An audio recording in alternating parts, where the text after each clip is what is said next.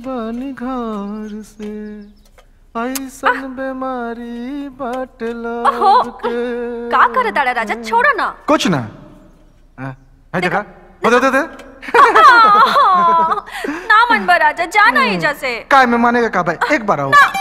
देखा राजा देखा, बहुत खराब हो जाए, कहा देता एक बजा तोहरा पिटल बानी घर से जाता नहीं। हाँ जा पक्का। हाँ बाबा जाना। ठीक बा जाए। हाँ लगा दे, चल जाए यहाँ से। जाना तो जा। हाँ जा।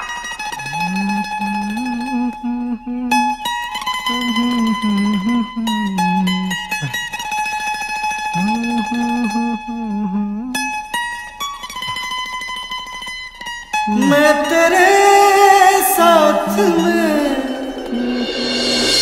तू मेरे साथ में, चांदनी रात में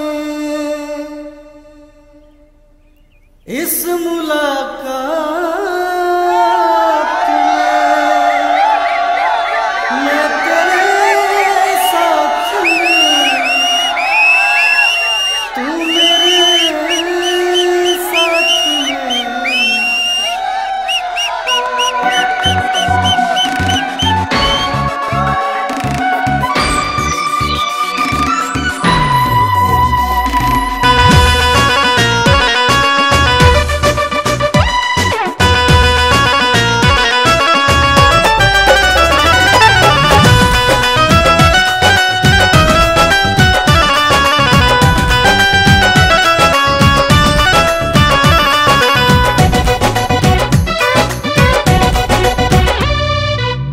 बत्तीस के कमर या 36 के सीना, काहे ना देख दिल होई कमीना।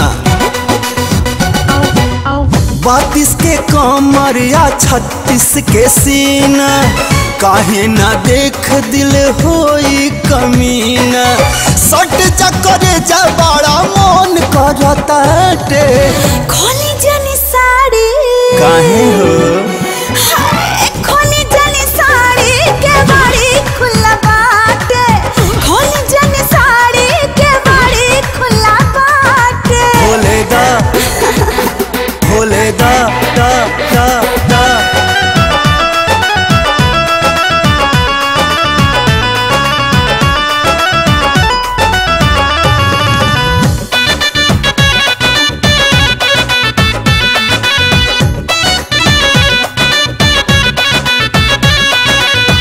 भइल बरसात बा या ठंडा ठंडा रात बा, यही से तय हो रानी मन पागलात बा।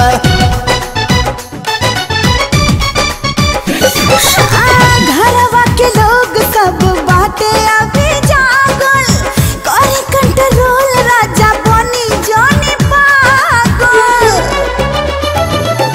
लाल गल सेब नियन चाहे मनवा काटे, खोली जनी साड़ी काहे हो, खोली जनी साड़ी के बाड़ी खुला बाटे, खोली जनी साड़ी के बाड़ी खुला बाटे।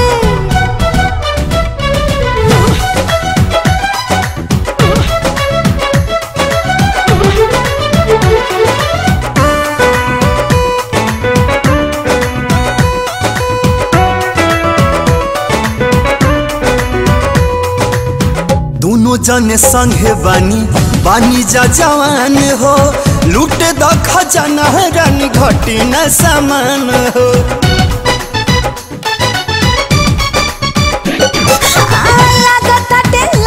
आज कुछो नहीं होई, खटिया के पाटी धके आज घर सोई। देख के करे जा हमर फाटे, खोली जनी साड़ी काहे हो।